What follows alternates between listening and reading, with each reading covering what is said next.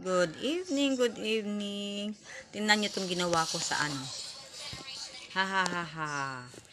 Ano ba, thermos ba to? Totoo lang, napulot ko lang to sa ano, sa kapitbahay, tinapon nila.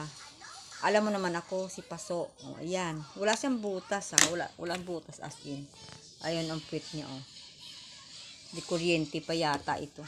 Ayan siya oh. O diba?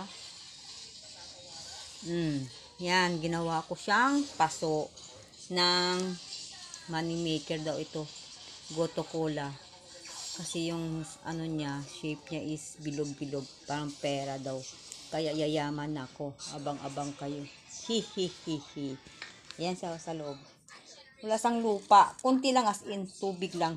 Pag, yan, obserbahan ko sa kung ilang linggo sa loob ng ano. Kasi mayroon kasing halaman kahit indoor. Pag matagal sa loob ng bahay, nag-ano siya, nanuluntoy.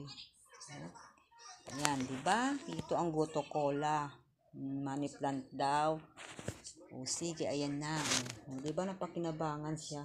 Matibay pa. Okay. Salamat po.